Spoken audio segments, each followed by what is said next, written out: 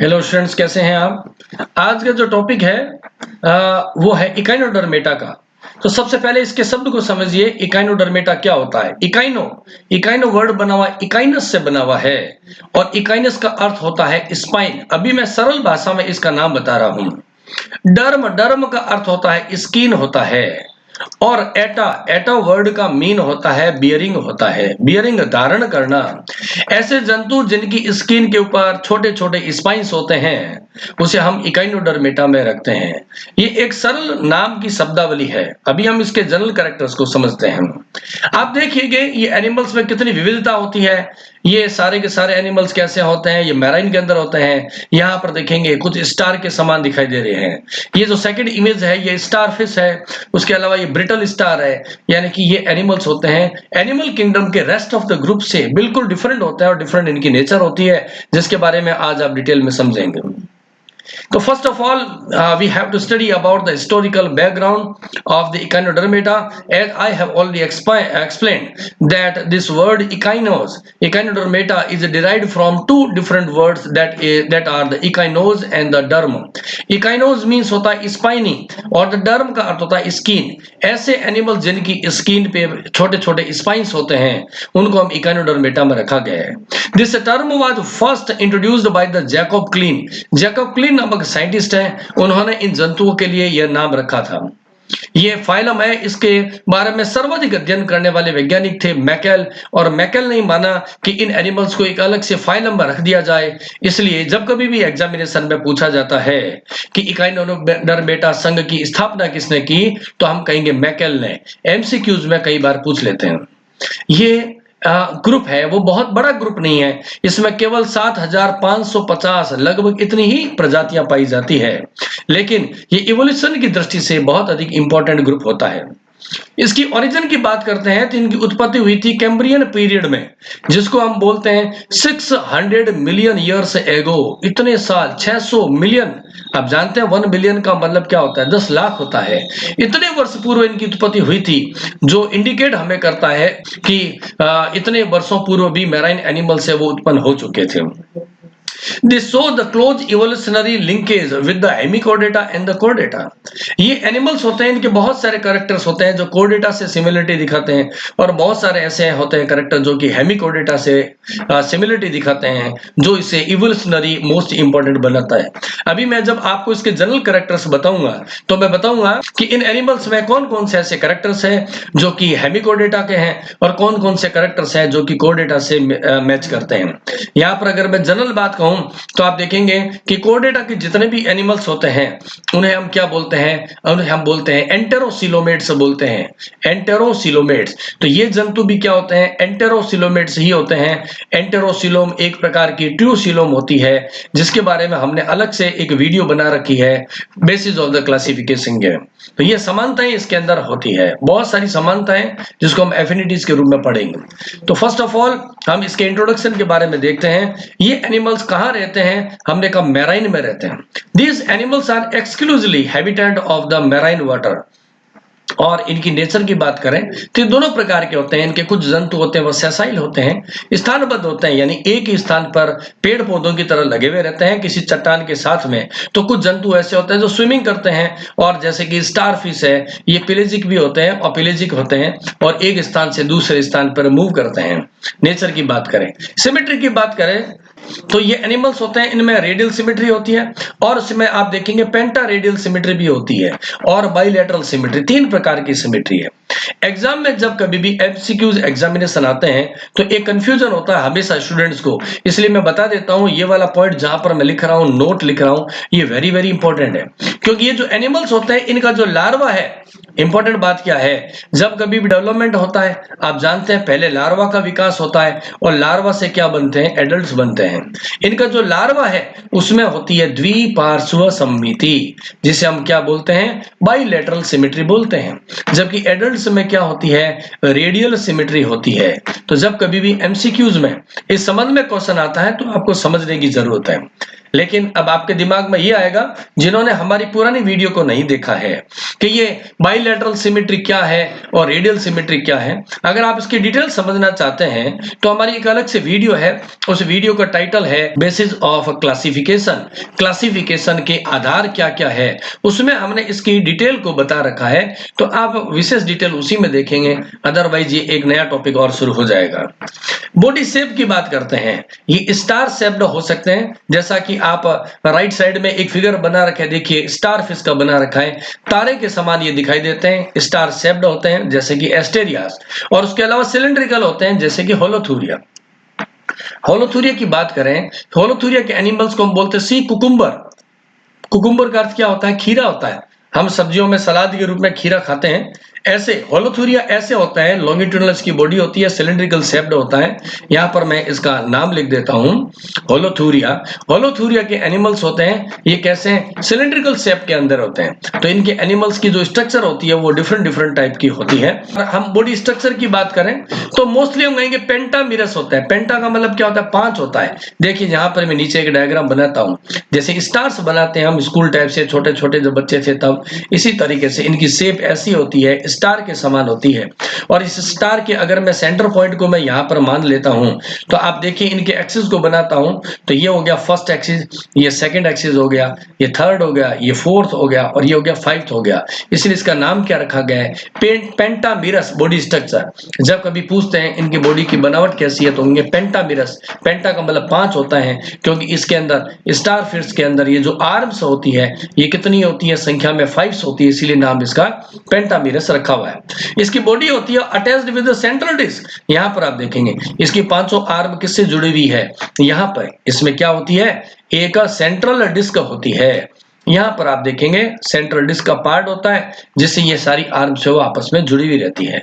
जो जो कैरेक्टर्स आपको मैं समझा रहा हूँ सारे के सारे इस फिगर के अंदर है, और आपको समझने में ज्यादा फोकस करना है, क्योंकि जो इसमें पावर पॉइंट प्रेजेंटेशन में लिखा हुआ है ये ऑलरेडी आपके लिए नोट्स है, इसको आप बाद में उतार सकते हैं। पहले समझने में फोकस करेंगे तो टॉपिक आपको इजिली समझ में आएगा। जनरल कैरेक्टरिस्टिक, सामान्य लक्षण क्या क्या है? सामान्य लक्षणों की बात करें तो सबसे पहले हम बात कर रहे हैं किसकी? हम बॉडी सरफेस की बात करते हैं। ये चपटे होते हैं, फ्लैट होते हैं। हमने कहा ये कैसे होते हैं? चपटे होते हैं और फ्लैट होते हैं। फ्लैट कैसे? मैंने आपको बताया कि ये एनिमल्स कैसे होते हैं, ऐसे, जैसा कि मैं अभी इस डायग्राम को ड्रॉ कर रहा हूं, ये इस तरीके से होते हैं, ये स्टार शेप्ड होते हैं। नीचे एक इमेज भी लगा रखी है और यहाँ पर आप देखेंगे यहाँ पर क्या होती है? एक सेंटर में डिस्क होती है।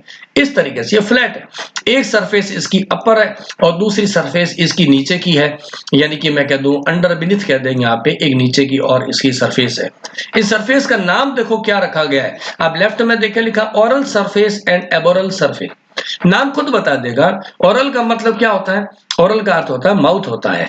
तो इसकी वो सरफेस जहां पर माउथ होता है, जैसे मान लेते हैं ये आप डायग्राम जो मैंने बनाया है यहाँ पर इसमें माउथ अपर साइड में जैसे दिखाई दे रहा है, तो हम इस साइड को क्या बोलेंगे? इस सरफेस को बोलेंगे हम ओरल सरफेस कहते हैं, यानी वह सतह जहां पर मुख होता है, मुखीय सतह है।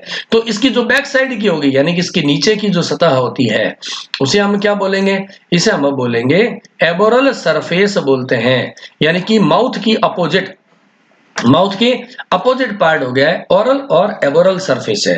The mouth side is called the oral surface और the ventral surface.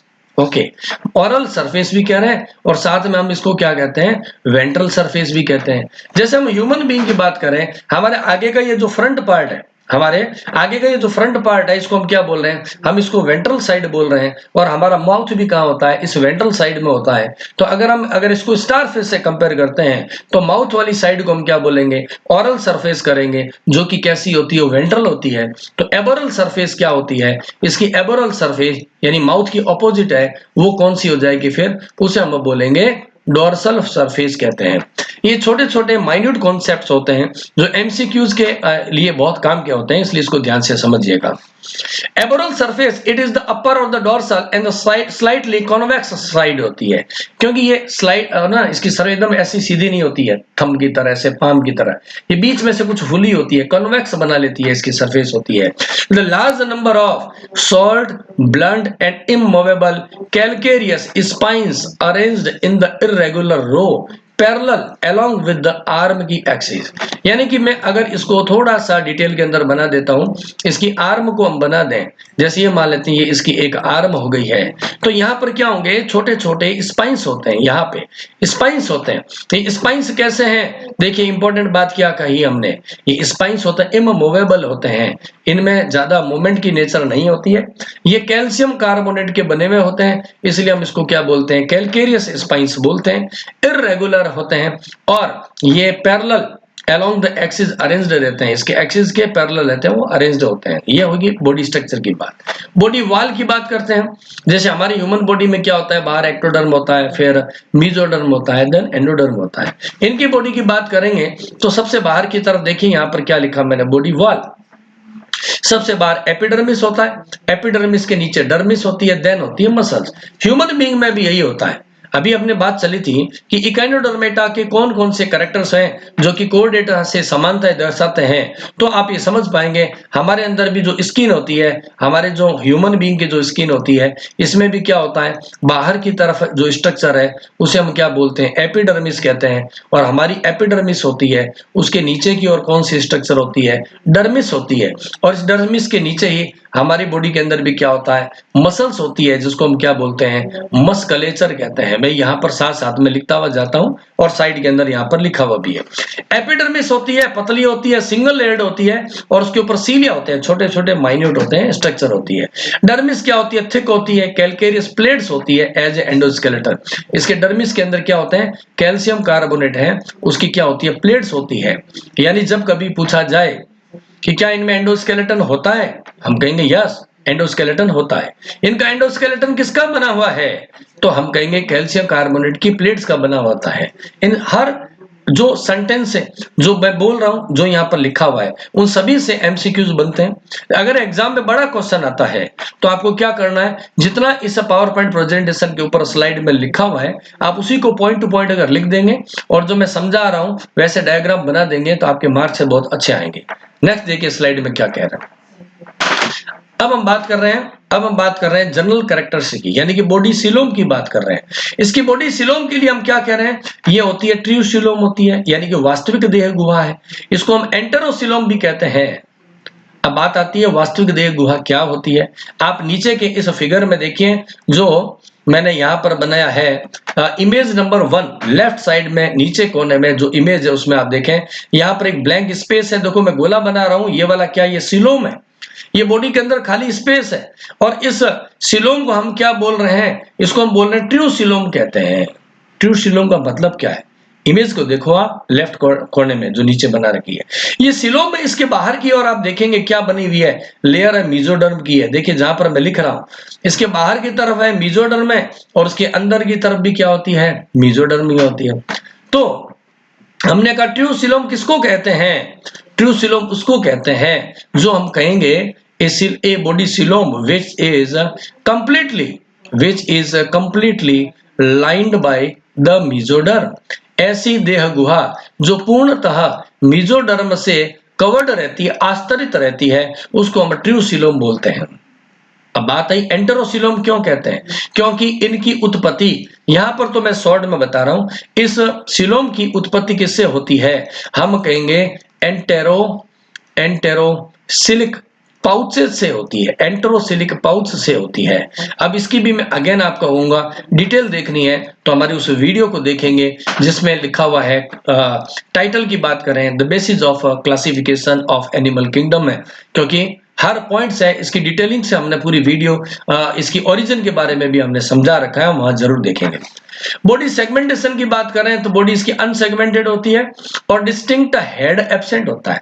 Distinct head का मतलब क्या हुआ, जैसे मैं अगर मान लेते हैं एग्जांपल के लिए बता रहा हूं कि मान लेते हैं यहां पर मैंने एक लिजर्ड बनाई है, एक मैंने क्या बना दिया, लिजर्ड बना दिया है, ये छिपकली बनाई है। तो इसकी बॉडी में आप क्या देखेंगे, इसकी बॉडी में एक क्लियर कट आपको क्या दिखाई दे रहा है, हेड दिखाई दे रहा है। तो हम कहते हैं कि इसके अंदर क्या होता है, डिस्टिंक्ट क्या होता है, हेड होता है। लेकिन जब कभी भी आप बात करेंगे किसकी, स्टारफिश की, ये देखिए मैं यहाँ पर स्टारफिश बना रहा हूं, तो इस स्टारफिश में आपको हेड क्लियरली नहीं दिखाई देगा, इसलिए हम कहते हैं इसमें डिस्टिंक्ट हेड एब्सेंट होता है और बॉडी कैसी होती है, अनसेगमेंटेड होती है। स्केलेटन सिस्टम कैलकेरियस कैलकेरियस का मतलब क्या होता है कि CaCO3 कैल्शियम कार्बोनेट का बना हुआ एंडोस्केलेटन होता है जिसमें स्पाइंस होती है और ट्यूब लाइक ट्यूबरकल्स होते हैं। जर्म लेयर की बात करें तो ट्रिप्लोब्लास्टिक होते हैं।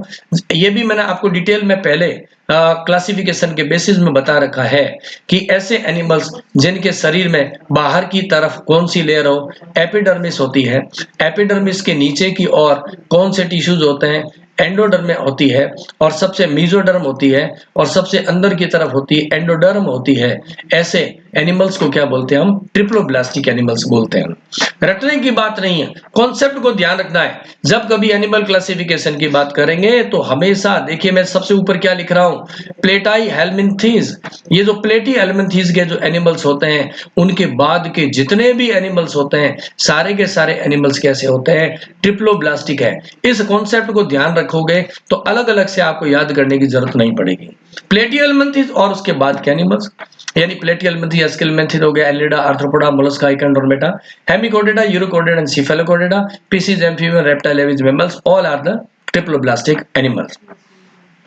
फेट ऑफ ब्लास्टोपोर की बात करेंगे, वेरी इंपॉर्टेंट है। अगेन एक इंपॉर्टेंट पॉइंट आ गया, अभी आपको मैंने बताया था, एग्जाम अगर पूछ ले क्या कि इकाइनोडर्मेटा और कोडेटा में एफिनिटी क्या होती है, सजातीयता क्या होती है, तो क्या ध्यान रखेंगे, ये पॉइंट वेरी इंपॉर्टेंट है। फैट ऑफ द ब्लास्टोपोर, ये देखिए यहां पर मैं फिगर बनाता हूं, यहां मैं फिगर बना रहा हूं, ये आप देखेंगे क्या है, एक गैस्ट्रुला है, ये एक डेवलपमेंटल स्टेज होती है जो कि आप जानते हैं कि ट्रिप्लोब्लास्टिक होते हैं। गैस्ट्रुला कैसे होते हैं? ट्रिप्लोब्लास्टिक होते हैं। और गैस्ट्रुला में आपने देखा है बाहर क्या होता है, एक्टोडर्म होता है, सबसे अंदर एंडोडर्म होता है, और इसके बीच में क्या होता है, मेसोडर्म भरा रहता है। और ये गैस्ट्रुला स्टेज है, बाहर एक छेद के द्वारा खुलती है, उस छिद्र को हम क्या बोलते हैं, उस छिद्र को हम बोलते हैं ब्लास्टोपोर कहते हैं। और ये जो स्टेज है उसका नाम क्या है? इसका नाम है गैस्ट्रुला है। ये एक एम्ब्रियोनिक स्टेज है, आपने डेवलपमेंटल बायोलॉजी में इसमें पढ़ा है। ये जो ब्लास्टोपोर है, इस ब्लास्टोपोर से अगर माउथ का डेवलपमेंट होता है तो उनको हम प्रोटोस्टोम्स बोलते हैं, और अगर इस ब्लास्टोपोर से एनस का डेवलपमेंट होता है तो उसको हम ड्यूटेरोस्टोम्स कहते हैं। तो यहां पर देखिए क्या लिखा मैंने, on the basis of fat of blastopores the echinoderms are called as the deuterostomes कहते हैं। ड्यूटेरोस्टोम सरल सा थोड़ा बताऊंगा, डिटेलिंग हमारे हमने कहा प्रीवियस वीडियो में आ रखा है।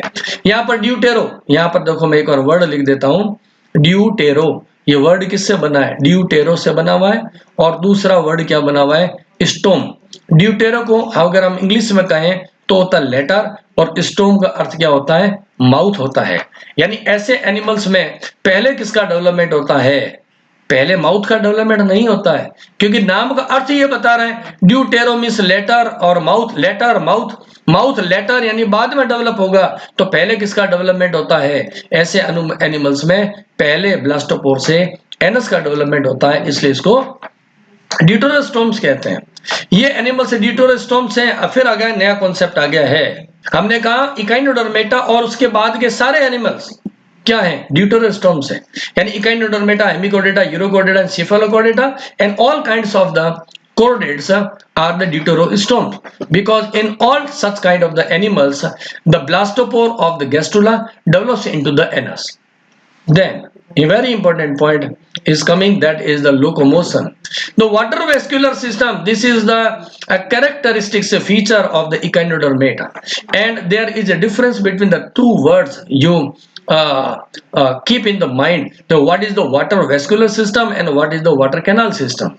Water canal system is found in the porifera, but the water vascular system is found in the echinodermates है। एग्जाम में कंफ्यूज होने की जरूरत नहीं है, ध्यान से आप काम करेंगे। हमने कहा इनमें वाटर वेस्कुलर सिस्टम होता है which create hydraulic pressure. Water vascular system में पानी का फ्लो होगा, उस पानी के दबाव से, पानी के कारण, पानी के फ्लो की वजह से जो दाब उत्पन्न होता है उस हम हाइड्रोलिक प्रेशर कहते हैं। इससे क्या होगा? Podia of the tube feet helps in the locomotion. ये जो फिगर में आप देखेंगे यहां पर मैंने क्या बनाया है, ये है आर्म्स है किसकी? स्टारफिश की। यहाँ पर छोटे छोटे क्या होते हैं? पोडिया होते हैं, ऐसे पोडिया होते हैं। इनमें वाटर के फ्लो की वजह से क्या होगा? हाइड्रोलिक प्रेशर क्रिएट होगा, और ये जो हाइड्रोलिक प्रेशर है लोकोमोशन में हेल्प करता है। आप अगर मैं कहूँ राइट साइड के अंदर आप देखें एक इमेज मैंने लगा रखी है। यहाँ पर देखो मैं वर्ड बना देता हूँ, एक गोला बना रहा हूँ, पहले तो आप उसको देखें। ये गोला बना रहा हूँ मैं राइट साइड के अंदर। ये जो 3 नाम मैंने सम्मिलित किए हैं इसको बोलते हैं ट्यूब फीट बोलते हैं, ट्यूब फीट कहते हैं। यहाँ पर आप देखो मैं ऊपर की तरफ फिगर बनाता हूँ। ऊपर एक होता है फुली हुई स्ट्रक्चर होती है और नीचे की तरफ क्या होती है, एक ट्यूब लाइक स्ट्रक्चर होती है। इसको ट्यूब फीट कहते हैं। और ट्यूब फीट के 3 पार्ट होते हैं। कौन कौन सा? सबसे ऊपर का पार्ट होता है उसे हम बोलते हैं एम्पुला। ट्यूब फीट का ऊपर का बैलून के समान फूला हुआ भाग क्या कहलाता है, उसे हम बोलते हैं एम्पुला बोलते हैं। और इसके नीचे का जो पार्ट है उसे हम क्या बोलते हैं, पोडियम बोलते हैं। पोडियम होता है पैरों के समान स्ट्रक्चर होती है और इसके नीचे की तरफ क्या एक छेद है जिसको हम क्या बोलते हैं, सकर कहते हैं। अब राइट साइड के अंदर नीचे की इमेज को देखेंगे जहां मैंने लिखा रेड कलर से ट्यूब फीट होता है, यहाँ पर मैंने इसका लेबलिंग कर रखी है एम्पुला, पोडियम और सकर। ये क्या है, वाटर वेस्कुलर सिस्टम है।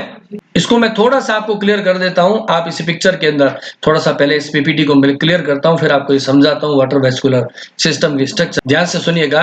मैंने आपको बताया कि जो स्टार फिश होती है वो इस तरीके से होती है, तारे के समान होती है ना। स्टार फिश कैसे होती है, इस तरीके से होती है। तारा बन गया है, ये ऐसे बनी होती है। 5 इसमें क्या होती है, आर्म्स होती है। अब मैं आगे जो डायग्राम को ड्रॉ करो उसको ध्यान से देखिएगा। यहां पर क्या होती है, एक रिंग होती है। आप ये मान लो पाइपलाइंस है, एक गोल पाइपलाइन है जिसमें पानी डालेंगे तो सर्कुलेट होता रहेगा, आप ये समझ सकते हो। और इस सर्कुलर पाइपलाइन से क्या निकलेगा, यहां पे आर्म्स के अंदर, प्रत्येक आर्म के अंदर भी एक और ऐसे पाइपलाइन जा रही है। पहले तो आप इसको समझो सरल भाषा में, स्ट्रक्चर तो मैं समझा दूंगा। ये क्या है, एक पाइपलाइन और आ गई है, ऐसी बनी हुई है, समझ गए। इसको मैं अगर बाहर निकालता हूं तो आप देखें कैसा है। मैंने कहा कि इसके सेंटर में, ठीक है ना, ऐसे वर्ताकार सर्कुलर एक कैनाल है और इन कैनाल से क्या निकलती है, प्रत्येक आर्म के अंदर एक ट्यूब लाइक स्ट्रक्चर जा रही है, कैनाल जा रही है। 5 है, मैंने तो यहां पर आपके लिए एक ही बनाया, केवल 2 3 4 और ये 5। यहां पर आगे भी है। इन सभी के अंदर जितनी आर्म्स होती है, प्रत्येक आर्म में क्या होती है, एक एक क्या हो जाती है, एक कैनाल जाती है, प्रत्येक आर्म के अंदर एंट्री कर जाती है। मैं समझाऊंगा इसलिए मैंने केवल एक कैनाल है उसी को ज्यादा लंबा नाम लिख दिया है, समझ गए बात को। इस कैनाल को कहते हैं रेडियल कैनाल। यहां पर देखो मैं नाम लिख देता हूं, समझ में आ जाएगा आपके। इस कैनाल को हम क्या बोलते हैं, रेडियल कैनाल बोलते हैं। और ये जो सेंटर में कौन सी थी, सेंटर में जो हमने कैनाल बनाई थी वो है रिंग कैनाल है। तो यहाँ पर रिंग शेप्ड है, इसलिए हमने क्या नाम रख दिया है, इसका नाम रिंग कैनाल। आप समझ गए होंगे। हमने कहा स्टार फिश के सेंटर में, केंद्र में जहां डिस्क है वहां पर एक रिंग कैनाल है और रिंग कैनाल से 5 ब्रांच निकलती है। प्रत्येक आर्म में एक एक लंबी कैनाल जाती है, उसे बोलते हैं रेडियल कैनाल, जैसा इस आप डायग्राम में देख पा रहे हैं। फिर ये जो रेडियल कैनाल है, फिर इससे क्या होगा, साइड के अंदर लेटरल साइड में फिर कैनाल निकलती है। ऐसे ये छोटे छोटे पाइप नुमा स्ट्रक्चर निकले रहते हैं, ये लेटरल साइड में निकले हुए हैं ना, इसलिए इसको क्या बोलते हैं, लेटरल कैनाल। ये जो मैं बना रहा हूं ये 5 आर्म में है। मैं तो यहाँ पर केवल एक में लिख रहा हूं, लेकिन ये स्ट्रक्चर किसमें, 5 में, 5 के 5 आर्म्स के अंदर होगा। और इसको हम क्या बोलते हैं, इसको हम कहते हैं लेटरल कैनाल कहते हैं। ये वाली लेटरल कैनाल है, बहुत सारी है, ये तो मैंने आपको केवल एक लेबल बना के दिया है लेटरल कैनाल के बारे में। अब क्या होगा, ये जो लेटरल कैनाल के ये कैनाल से इसके टर्मिनल एंड पर क्या होगा, फुली हुई स्ट्रक्चर है जिसको हम बोलते हैं ट्यूब फीट। इनके साथ में जुड़ी हुई स्ट्रक्चर है उसको क्या बोलते हैं, ट्यूब फीट। ये ट्यूब फीट कैसे जुड़े रहते हैं इसको मैं आपको समझाता हूं। देखो एक बार के लिए मैं इसे ऐसे बना देता हूं, आप समझ जाएंगे अभी। ये क्या है, ये है इसकी रेडियल कैनाल है। इस रेडियल कैनाल के साइड में मैंने क्या कहा है, ये निकली रहती है लेटरल कैनाल से। उस लेटरल कैनाल के साथ में ये जो स्ट्रक्चर निकली है इसको हम क्या बोलते हैं, ट्यूब फीट बोलते हैं। ये है ट्यूब फीट है।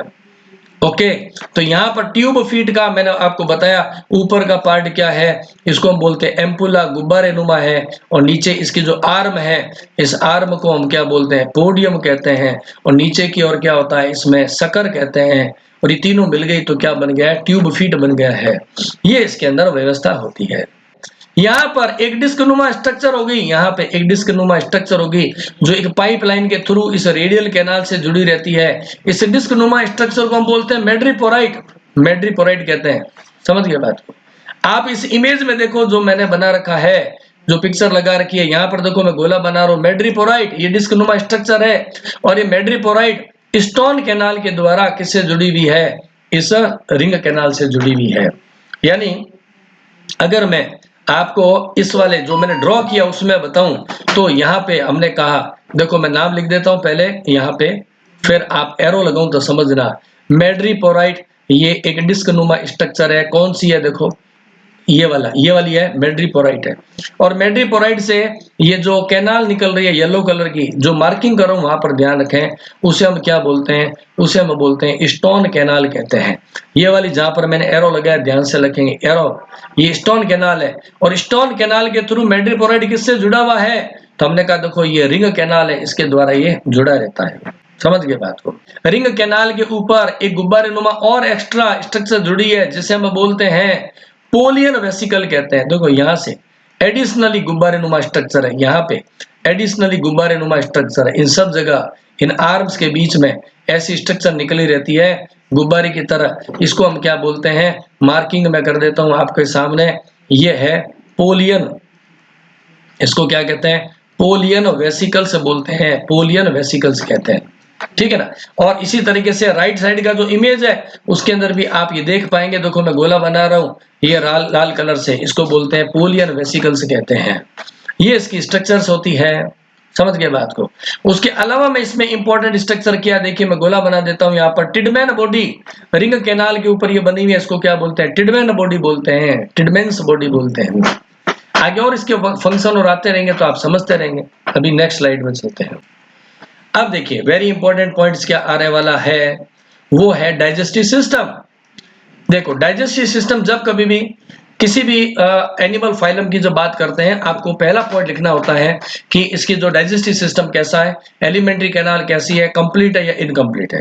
कंप्लीट एलिमेंट्री कैनाल का मतलब क्या हुआ? अगर कोई एलिमेंट्री कैनाल है, ऊपर की तरफ माउथ है, नीचे एनस है, पूरा ट्यूबुल खुला हुआ है, तो सब बोलते हैं कंप्लीट एलिमेंट्री कैनाल कहते हैं। यहाँ पर देखिए क्या लिखा हुआ है, यूजुअली कंप्लीट, मोस्टली एनिमल्स में क्या होती है? कंप्लीट ही होती है। और extended from the mouth to anus है, माउथ से लेके एनस तक फैली रहती है।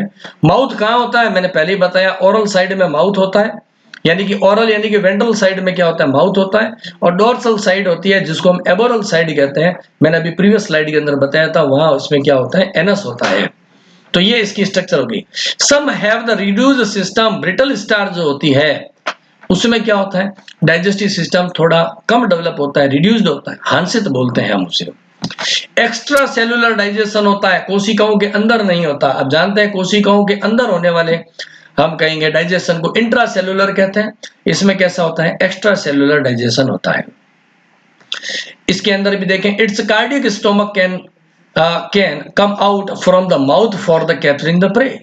इसका जो कार्डियक स्टोमक क्या होता है? खुल जाता है। कार्डियक स्टोमक क्या खुल जाएगा, बाहर की तरफ निकलेगा और प्रे को कैप्चर करके वापस अंदर की ओर उसको खींच लेता है।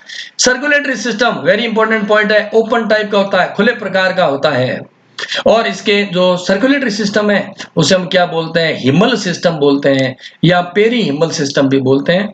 और इसका जो रेस्पिरेटरी सिस्टम है उसमें रेस्पिरेटरी पिगमेंट्स नहीं होते हैं, जैसे हमारे शरीर में होता है। हमारे ब्लड का रंग कैसा होता है? लाल होता है, क्योंकि इसमें हीमोग्लोबिन होता है। और हमारा हीमोग्लोबिन क्या करता है? ऑक्सीजन का ट्रांसपोर्टेशन का काम करता है। तो ऐसे जो एनिमल्स हैं इनमें रेस्पिरेटरी पिगमेंट नहीं होते हैं, कलरलेस ब्लड होता है। रेस्पिरेशन की बात करते हैं, वेरी वेरी इंपॉर्टेंट पॉइंट आ रहा है। स्टार फिश में डर्मल ब्रेंकियल होते हैं, गिल्स या पेपुली होती है। अब यहां पर देखो अलग अलग एग्जाम्पल है और अलग अलग नाम दे रखे हैं जो एमसीक्यूज में बहुत इंपॉर्टेंट होने वाले हैं। रटना पड़ेगा इस चीज को, तो जो मैं आगे बोल रहा हूं। आपको पूछे स्टार फिश में रेस्पिरेशन कैसे होता है या रेस्पिरेटरी स्ट्रक्चर कौन सी होती है, तो आप कहते हैं डर्मल ब्रेंकियाई होते हैं या गिल्स होते हैं। अगर कहते हैं ब्रिटल स्टार, उसमें कौन से होते हैं? तो हम कहेंगे जेनेटल बुर्सी। होलोथीरिया में रेस्पिरेटरी ऑर्गन कौन से होते हैं? तो हम कहेंगे रेस्पिरेटरी ट्री। सी अर्चिन में कौन से होते हैं? हम कहेंगे पेरिस्टोमियल गिल्स। और tube feet helps in the respiration का काम करते हैं। डिफरेंट डिफरेंट एनिमल्स में रेस्पिरेशन के लिए डिफरेंट डिफरेंट स्ट्रक्चर्स होती है। तो ये नाम आपको याद ही करना पड़ेगा और इसमें कोई रास्ता नहीं रहेगा अपने पास। एक्सक्रीशन की बात करते हैं, उत्सर्जन कैसे होगा? देखिए, वेल डेवलप्ड या वेल डिफाइंड एक्सक्रीटरी सिस्टम इनमें नहीं होता है। इसका मोस्टली क्या होगा, विसरण की प्रक्रिया के द्वारा बॉडी सरफेस से ही उत्सर्जित पदार्थों को त्याग दिया जाता है। इन एनिमल्स को हम अमोनोटेलिक एनिमल्स कहते हैं, पानी में रहते हैं और उत्सर्जित पदार्थ के रूप में अमोनिया का उत्सर्जन करते हैं, इसलिए इसे क्या बोलते हैं, हम अमोनोटेलिक एनिमल्स कहते हैं।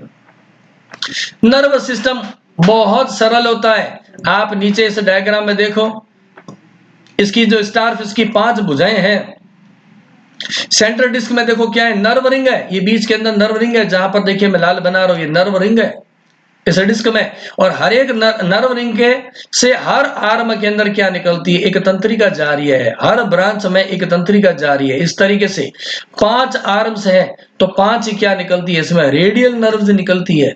सिंपल टाइप का नर्व सिस्टम होता है।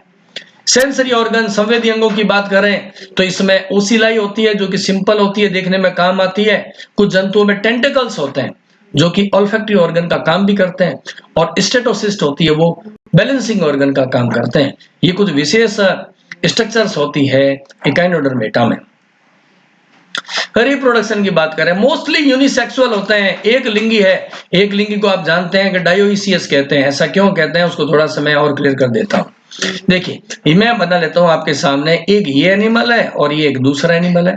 मैंने कहा ये पहला एनिमल है, ये मेल है, और दूसरा एनिमल है वो क्या है, फीमेल है। पहला एनिमल क्या है, मेल है, यानी कि इस पहले एनिमल में क्या होंगे, पहले एनिमल में होंगे टेस्टीज, वर्षण होंगे, और दूसरा एनिमल जो कि फीमेल है उसमें एज ए रिप्रोडक्टिव ऑर्गन क्या होंगे, ओवरी होंगे। अब देखो, the male and the female reproductive system are present in two different body, two मतलब होता है डाई, इसलिए इनको कहते हैं डायोइसियस कहते हैं। क्या बोलते हैं इनको, डायोइसियस कहते हैं। ऐसे एनिमल जिसमें नर और मादा प्रजनन तंत्र दो अलग अलग बॉडी में, डाई मतलब दो अलग अलग बॉडी में, इसलिए डायोइसियस बोलते हैं। हार्मोफ्रोडाइट भी हम इसको बोलते हैं, उभयलिंगी बोलते हैं। हार्मोफ्रोडाइट का अर्थ होता है उभयलिंगी एनिमल्स होते हैं। जैसे एग्जांपल बात करें, एस्टेरियास, ग्लोबोसा, गिबोस, सेक्सुअल रिप्रोडक्शन होता है और एक्सटर्नल फर्टिलाइजेशन होता है, पानी के अंदर इसमें फर्टिलाइजेशन की नेचर होती है। और वेरी इंपॉर्टेंट पॉइंट ये आप देखिए, फीसीपैरिटी इंपॉर्टेंट कैरेक्टर है किसका, स्टारफिश का। कैसे होता है फीसीपैरिटी, देखो यहाँ पे आप देखें, ये क्या बना रखा मैंने, एक स्टारफिश बना है एस्टेरियास। ये इसमें क्या है, 5 ब्रांच है और बीच में क्या होती है, इसके डिस्क होती है। अगर हम इसको फोर्सफुली तोड़ दें, ऐसे हम कट लगा दें, तोड़ दें, तोड़ने को, कट लगाने को हम क्या बोलते हैं, फीजन बोलते हैं। अगर इसका फीजन कर दें, और शर्त क्या है, शर्त यह है कि टूटी हुई, ध्यान से सुनना, कि टूटी हुई प्रत्येक बॉडी पार्ट के अंदर एटलीस्ट थोड़ा सा पार्ट इस सेंट्रल डिस्क का आ जाना चाहिए, ठीक है ना, सेंट्रल डिस्क का एक छोटा सा पार्ट आ जाना चाहिए। ऐसी कंडीशन में ये डिस्क से इसको तोड़ देते हैं तो ये दोनों ही क्या करेंगे, हाफ पार्ट क्या करेंगे, रीजनरेशन कर लेंगे, ये बना लेंगे रीजनरेशन। फीजन हुआ, टूटा, फीजन से क्या बन गए, 2 एनिमल्स बन गए, तो नाम हो गया इसका फीजीपैरिटी हो गया है। अब हम बात करते हैं, वेरी इंपॉर्टेंट पॉइंट आ गया, डेवलपमेंट। ऐसे एनिमल्स है, इनका परिवर्धन कैसे होता है, इनडायरेक्ट डेवलपमेंट। आप ध्यान रखें, अगर किसी एनिमल्स के डेवलपमेंट के दौरान लार्वा अवस्था का विकास होता है तो हम उसे बोलते हैं इनडायरेक्ट। लार्वा अवस्था नहीं बनती है तो हम उसे कहते हैं डायरेक्ट डेवलपमेंट कहते हैं। ये एनिमल्स हैं, इसमें वेरी इंपॉर्टेंट, इसका लार्वा कैसा होता है, बाइलेटरल सिमेट्रिकल होता है, जबकि एडल्ट एनिमल कैसा होता है, वो होता है रेडियल सिमेट्रिकल होता है। हमने कहा इनडायरेक्ट लार्वा है, तो लार्वा कौन से हैं, देखिए नाम पढ़ो, बाइपिनेरिया लार्वा, ओरिक्यूलेरिया, डोलियोलेरिया, प्लूटियस, इकाइनोप्लूटियस, ओफियोप्लूटियस, बहुत सारे लार्वा है। इन लार्वा के देखिए मैंने यहाँ पर आपकी सुविधा के लिए पिक्चर लगा रखी है। पहले वाला प्लूटियस लार्वा, दूसरा इकाइनोप्लूटियस लार्वा, देन ओफियोप्लूटियस लार्वा, डोलियोलेरिया, ओरिक्यूलेरिया और बाइपिनेरिया। ये कौन कौन से एनिमल के लार्वा है, इसकी डिटेल आगे की स्लाइड्स में आएगी, इसलिए मैंने एनिमल्स का नाम नहीं लिखा है, केवल यहाँ पर पिक्चर लगाई है लार्वा की, और लार्वा के हमने नाम लिखे हैं। वाटर वेस्कुलर सिस्टम, ये तो देखो मैंने आपको पहले ही समझा दिया है, थोड़ा सा और एक बार के लिए मैं बोल देता हूं। वाटर वेस्कुलर सिस्टम में मैंने आपको बताया, क्या बताया था अभी, मैंने ये कहा आपको कि जो स्टार फिश होती है, ऐसी बन गई स्टार फिश। इस स्टार फिश के सेंटर में क्या होती है, एक कैनाल होती है जिसको बोलते हैं रिंग कैनाल। अब आप नीचे मैं जैसे जैसे मार्क करूं आप देखते हुए जाइएगा। यहां पर देखो, यहां पर जो मार्किंग कर रहा हूं ये एक पेंटागोनल में एक कैनाल है, ठीक है ना। कैनाल सिस्टम बना हुआ है, पांचों जुड़ करके अंदर सेंटर के अंदर पेंटागोनल रिंग है, इसको हम क्या बोलते हैं, रिंग कैनाल कहते हैं। ये वाली जहां पर मैं मार्किंग कर रहा हूं वो रिंग कैनाल है। और देखो रिंग कैनाल से प्रत्येक ब्रांच में एक लंबी कैनाल जा रही है, एक दो, इसी तरीके से यहां पर आ गई तीसरी, यहां पर आ गई एक चौथी ब्रांच है, और एक जो सीधी बना रखी है ऊपर की ओर। ये जो 5 ब्रांचेस निकली है, जो आर्म में जाती है, उसे हम क्या बोलते हैं, उसको हम बोलते हैं लेटरल कैनाल कहते हैं। ये है लेटरल कैनाल्स है, 5 लेटरल कैनाल्स है, क्योंकि स्टारफिश में आर्म्स कितनी होती है, 5 होती है। अब इस लेटरल कैनाल से देखो साइड में क्या निकल रही है स्ट्रक्चर, यहां पर देखो मैं अगेन मार्किंग कर रहा हूं रेड कलर से, ये वाली देखो निशान लगा रहा हूं, ये वाली कैनाल, ये वाली कैनाल, ये वाली कैनाल, ये लेटरल साइड से निकल रही है, इसलिए इसका नाम क्या होगा, इसका नाम होगा लेटरल कैनाल होती है। और प्रत्येक लेटरल कैनाल के साइड में क्या निकले रहते हैं, ये वाली स्ट्रक्चर जिसको बोलते हैं ट्यूब फिट। ये मैं आपको समझा चुका हूं मैड्रीपोराइट के बारे में, स्टोन कैनाल के बारे में, इसलिए हम इसकी चर्चा नहीं करेंगे, ठीक है। नेक्स्ट पॉइंट में चलते हैं। अब बात कर रहे हैं classification of Echinodermata based on the body form and the arms. इनकी बॉडी की फॉर्म कैसी है, स्ट्रक्चर कैसी है, और इसकी आर्म्स, इन दो आधार पे इनका क्लासिफिकेशन किया गया है। कौन कौन से हैं क्लासे, एस्टेरोइडिया, ओफियोरोइडिया, इकाइनोइडिया, होलोथुरोइडिया और क्रिकोइडिया। इन सभी के एग्जांपल ऐसे, एस्टेरोइडिया में एस्टेरियास आता है, तारा मछली आती है, ओफियोरोइडिया में ओफियोथ्रिक्स आता है, इकाइनोइडिया में इकाइनस आता है, होलोथुरोइडिया में होलोथीरिया आता है, क्रिनोइडिया में ऐसा ही बहुत सारे इसके एग्जांपल है, जिसको बारे में अभी हम डिटेल में समझेंगे। धैर्य बना के रखो, जल्दबाजी नहीं करना आपको। हमने कहा एस्टेरोइडिया क्या है, जहां पर स्पेशल फीचर, देखिए कॉमन फीचर तो हम पहले बता चुके हैं, इसलिए हम कॉमन फीचर्स का डिस्कशन हम यहां नहीं करेंगे कि मैं आपको ये कहूं कि डिट्रोस्टोम होते हैं। I have already explain in the previous slides है। हमने कहा ट्रिप्लोब्लास्टिक है, हमें बात ही नहीं करनी है, ये पहले से आ चुका है। स्पेसिफिक इस क्लास के कैरेक्टर की बात करें तो आप देखो यहां पर क्या क्या है। देखो पहली बात, इनके कैरेक्टर को याद करना हो आप कुछ मत करो, सबसे पहला काम एक एग्जांपल आप समझ लो। इसका एग्जांपल मैं बात कर देता हूं स्टारफिश के बारे में। एस्टेरोइडिया का फेमस एग्जांपल कौन सा है, स्टारफिश है। जैसे ही मैंने स्टारफिश नाम लेऊंगा आपको इसके कैरेक्टर याद हो जाएंगे। कैसे याद हो जाएंगे, मैं देखो मैंने भी आपको क्या क्या बताया था। स्टारफिश होती है, स्टार शेप्ड होती है, स्टारफिश में कितनी होती है, 5 आर्म्स होती है।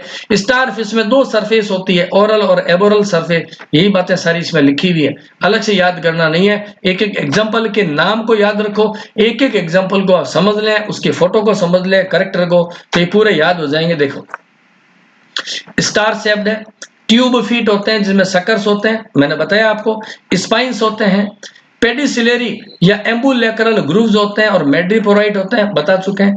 बॉडी सरफेस ओरल होती है और एबोरल होती है। माउथ पेंटामिरस होता है, जिसको एक्टिनोस्टोम कहते हैं। एक्सक्रीशन, ये देखो इंपॉर्टेंट बात है, सीलोमोसाइड सेल्स, इससे एक्सक्रीशन होता है, ये नई चीज है ना, जिसका हमने चर्चा नहीं की पहले। सीलोमोसाइड, सीलोम में पाई जाने वाली कोशिकाएं सीलोमोसाइड कहलाती है, एक्सक्रीटरी ऑर्गन है that accumulate the waste and the release at the distal end of the papillae. Larva very important, bipinnaria या ब्रैंक्योलेरिया लार्वा इसके अंदर होता है, बाइपिनेरिया और ब्रैंक्योलेरिया। एग्जांपल की बात कर रहे हैं, नीचे देखो एग्जांपल आ रखे हैं। Asterias, this is commonly called as the common starfish. Another example is the Luidia Solaster. This third image is Solester. This is commonly called as the sun sea star, and the Pentacero, that is called as the red cushion sea star बोलते हैं। जो last में image लगा रखी है, image से ही आप समझ जाएंगे इसमें। Second class is the Ophiuroidea. This is commonly called as the brittle star. Body कैसी होती है, यहां पर देखिए आप स्टारफिश के कंपैरिजन करें, अगर मैं दोनों बना देता हूं आपके सामने।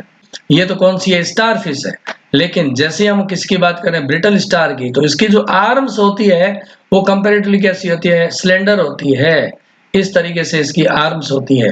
ये स्टार फिश में, कॉमन स्टार फिश में इसमें डिफरेंस होता है। हमने कहा स्लेंडर आर्म होती है, no sucker on tube feed, very important point है, इसके ट्यूब फीड में सकर नहीं होते हैं, जबकि एस्टेरोइडिया में था। ये रैपिड मूवमेंट कर लेते हैं, एग्जांपल ओफियूरिया और ओफियोथ्रिक्स, ये इमेज आपको मैंने लगा रखी है। आर्म्स कैसी होती है, देखिए मैंने डायग्राम में बनाया, आर्म कैसी है, चाबुक के समान है, विप लाइक स्ट्रक्चर होती है। और स्पाइंस होते हैं, मेड्रीपोराइट ओरल सरफेस पे होता है, पेडिसिलियरी एब्सेंट होते हैं, mouth is rimmed with 5 jaw and serve as an anus as well as the mouth and the mouth is present on the upper surface, ये पहले ही बता चुके हैं। Tube feet are present in 2 row में होते हैं। ट्यूब फीट में क्या हो गए, 2 चीजें होती है, नॉर्मली 3 होते हैं करेक्टर, इसमें 2 होते हैं। ट्यूब फीट में मैंने बताया था एम्पुला होता है, पोडियम होता है। सकर की बात करें तो इसके अंदर सकर क्या होंगे, एब्सेंट होते हैं। लार्वा कौन सा है, ओफियोप्लूटियस, ये मैंने जो इमेज लगाई है, देखो नाम लिख देता हूं, ओफियोप्लूटियस, ये है ओफियोप्लूटियस, लार्वा होता है। ओफियोप्लूटियस लार्वा, नाम खुद बता रहा है, ओफियोरोइडिया का लार्वा ओफियोप्लूटियस, एग्जांपल है ओफियोथ्रिक्स होता है ना। देखो सबके नाम के आगे ओफियो लगा हुआ है, ओफियूरा, ओफियोथ्रिक्स, ओफियोडर्मा, नाम से पता चल जाएंगे ये ब्रिटल स्टार है और ओफियोरोइडियो में आते हैं। इकाइनोइडिया, इकाइनोइडिया एक एग्जांपल ध्यान रखो, इकाइनस, देखो इकाइनस, ठीक है ना, इकाइनार्किनस, इकाइनोकार्डियम, इस समय इकाइनस इकाइनस लगा हुआ है। इकाइनोइडिया के एनिमल्स को सामान्यतः क्या बोलते हैं, देखो सी अर्चिन बोलते हैं या सैंड डॉलर बोलते हैं। एग्जाम में जब आपको पूछा जाएगा ना तो ऐसा पूछा जाएगा, सी अर्चिन का फाइलम कौन सा है, पहला सी अर्चिन है, उसकी क्लास कौन सी है, तो आपको ध्यान रखना इकाइनोइडिया इसकी क्लास होती है। कॉमन नेम होता है इसका सी अर्चिन या सैंड डॉलर बोलते हैं। आर्म एब्सेंट है। अब आपके सामने ये देखो सेकंड नंबर जो फिगर बना रखा है, इसकी शेप ही ऐसी है ना, मंदिर के घंटे के समान ऐसी शेप है इसके अंदर, तो इसमें तो स्टार फिश की तरह आर्म्स होती ही नहीं है, तो रटने की बात नहीं है। मेड्रीपोराइट होता है, पेडिसिलियरी में 3 जॉ होते हैं, माउथ होता है वेंट्रल साइड में होता है, वो सबके अंदर है, एनस डोर्सल साइड में, सारे कैनिडोडर्मेट्स में। बॉडी कैसी है, ग्लोबुलर है, डिस्क शेप्ड है, ये तो आपने देख लिया है, ये कैसा दिखाई दे रहा है, हम इसको ग्लोब कहते हैं या क्या कहते हैं, डिस्क नुमा होते हैं। एंडोस्केलेटन फॉर्म है, rigid test and movable spine, इसके स्पाइंस मूवेबल होते हैं। रेस्पिरेशन की बात करें तो क्या होंगे, ये देखो, ये थोड़ा सा ध्यान से देख लेना, ये 5 लिखना था, 5 पेयर ऑफ द गिल्स होते हैं। Tube feet also work as the respiratory organ, और ये नीचे आपने कुछ एग्जाम्पल दे रखे हैं, जैसे कि क्लाइपिएस्टर, इकाइनस है, और ये इकाइनार्किनस है, ये सारे इसके कुछ एग्जाम्पल्स हैं। देखिए इसके अंदर क्लासेज है, इसको आपको मोस्टली रटने का काम ज्यादा है, डायग्राम आपको लर्न करेंगे और एक एक एग्जांपल को लेंगे तो आप समझ जाएंगे। होलोथुरोइडिया, अब इसके नाम को देखो, नाम क्लास का क्या, होलोथुरोइडिया, होलोथुरोइडिया, एग्जांपल क्या आ रहा है इसका, देखो होलोथुरिया बोलते हैं। कॉमन नेम क्या होता है, सी कुकुम्बर होता है, सब्जियों में सलाद में काम मिले तो खीरा, उस खीरे के समान ये दिखाई देते हैं, इसलिए सी कुकुम्बर है। इलोंगेटेड और सॉफ्ट बॉडी है, खीरा कैसा होता है, लंबाई तो होता है, इस खीरे के समान ये क्या होता है, इलोंगेटेड बॉडी है। बॉडी कैसी है, इलोंगेटेड है, लंबा होता है और सॉफ्ट होता है। ओसिकल्स रिड्यूस्ड होता है। Tube feet modified as tentacles, इसके ट्यूब फीट टेंटिकल्स में रूपांतरित हो जाते हैं। इसकी जो आर्म्स होती हैं, स्पाइंस और पेडिसलर, ये सब एब्सेंट है, वो तो आपको इस इमेज में दिखाई दे रहा है। क्या दिखाई दे रहा है कि इसके अंदर स्पाइंस नहीं है और आर्म्स भी नहीं है। मेड्रीपोराइड कंसील्ड, माउथ हमेशा ओरल साइड पे होता है और इसके माउथ के बाहर क्या होता है, टेंटिकल्स होते हैं, माउथ के बाहर टेंटिकल्स होते हैं। Ambulacral groove on the oral surface, पूछ लेते हैं एम्बुलेक्रल ग्रूव कहां होती है, तो हमने ओरल सरफेस में होती है। Cloacal respiration the very important होता है, ये स्पेशल कैरेक्टर है, cloacal respiration tree for the respiration. एक टर्म मैं यहां पर लिख रहा हूं, उसको आप ध्यान से समझिएगा, वेरी इंपॉर्टेंट टर्म है, इसे बोलते हैं एविस्करेशन। एविस्करेशन, एविस्करेशन का मतलब क्या होता है, जब होलोथुरिया के पास कोई प्रेडेटर आता है, जब होलोथुरिया के एनिमल के पास कोई शिकार करने के लिए प्रेडेटर आ जाता है, तो ये क्या कर देते हैं, ब्लास्ट करते हैं, फटते हैं, इनकी बॉडी क्या होती है, जो ऐसे है ना, ये फट जाएगा और उसका रेस्पिरेटरी आता है बॉडी से बाहर आ जाएगा, तो जो प्रेडेटर है वो डर जाता है। इस घटना को एविस्करेशन कहते हैं, क्योंकि एविस्करेशन से क्या छोड़ा, हमने कहा रेस्पिरेटरी ट्री, क्यों छोड़ा, क्योंकि इसके रेस्पिरेटरी ट्री में रीजनरेशन की प्रबल क्षमता होती है, वो दोबारा बना लेगा, इसलिए वेरी इंपॉर्टेंट पॉइंट है। लार्वा कौन सा है, ओरिक्यूलेरिया लार्वा होता है, ओरिक्यूलेरिया। ये कुछ एग्जांपल है, थायोनवा, साइनेप्टा, कुकुमेरिया, ये इसके एग्जांपल्स हैं। Crinoidea is commonly called as the sea lilies और द फेदर स्टार्स बोलते हैं। हर एक क्लास से क्या बना है, एक कॉमन नेम बन रहा है। इसके नीचे आप देखें, पहले स्ट्रक्चर को देखो, ये कहाँ है, रॉक्स के ऊपर जुड़े हुआ है। फर्स्ट वाला इमेज देखो, रॉक्स के साथ जुड़ा हुआ है, इसलिए हम इसे क्या बोलते हैं, सेसाइल बोलते हैं, स्टॉक्ड होते हैं।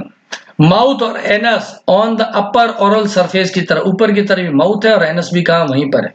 कॉमन नेम क्या है, फेदर स्टार, फेदर की तरह तो दिखाई दे रहे हैं, आप इमेज में देख पा रहे हो, सी लिलीज बोलते हैं। It's central part is called a calyx. Central part क्या होता है, कैलिक्स।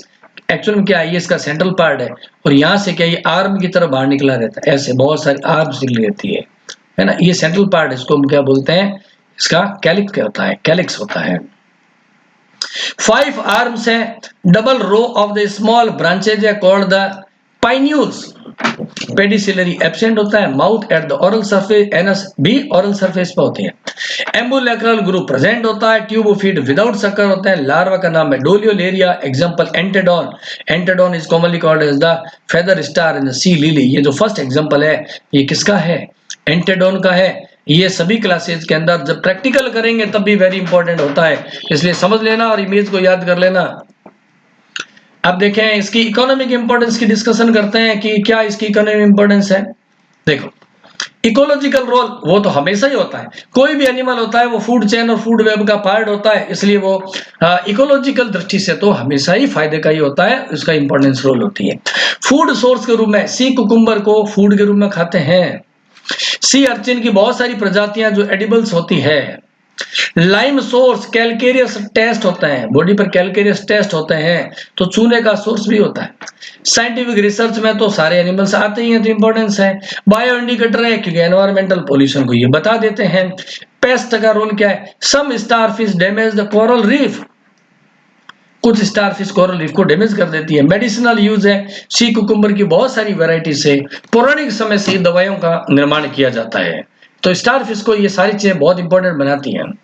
इवोल्यूशन की बात करें तो अभी मैंने आपको बताया था, वेरी इंपॉर्टेंट पॉइंट था ड्यूटेरोस्टोम, क्योंकि ड्यूटेरोस्टोम से वो पहले एनिमल्स हैं जो कि इकाइनोडर्मेटा के एनिमल्स, वो पहले एनिमल्स हैं जिसमें ड्यूटेरोस्टोमेंस अरेंजमेंट जनरेट हुआ था।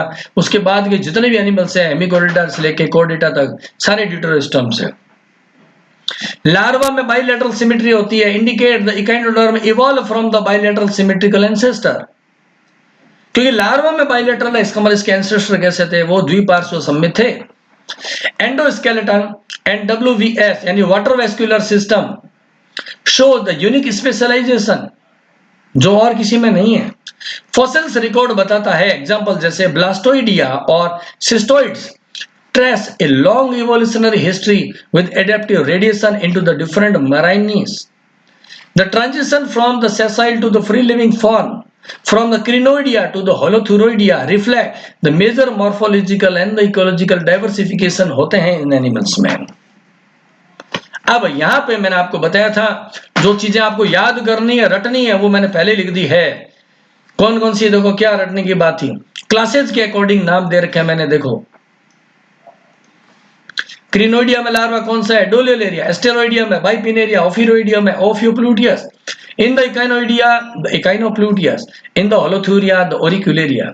Some of the important examples and the common app, just like the Asterias rubens is called as the starfish, while the Ophiothrix of fragilis is the brittle star. Echinus esculentus is called as the sea urchin, while the Holothuria atra called as the sea cucumber, while the Entodon diphyda is called as the feather star. These are the some important common name that may be asked into the MCQs. These are some of the economic importance of the echinodermates, just like the food source. These are the animals, the examples which provide the food, and the pearls and the ornaments like the pinctada, pearl oyster, These animals synthesize the pearl. Cell industry, इसके cell से Lyme's बनते हैं, buttons बनते हैं, decoration का material बनता है. These are the important indicator of the marine pollution. I have already explained about the pest and the research and the medicinal use. And these are some of the evolutionary significance that I have already explained. You just note down in your notebook for the examination purpose. This is the summary. The phylum Echinodermates represent the highest grade of the invertebrates because these animals show some many similarities with the highly developed chordates. They play the vital role in the marine ecosystem because these animals are exclusively found in the marine ecosystem. And their unique body symmetry, water vascular system, and the evolutionary proximity to the chordates makes them a crucial link in the understanding animal evolution. Thank you so much.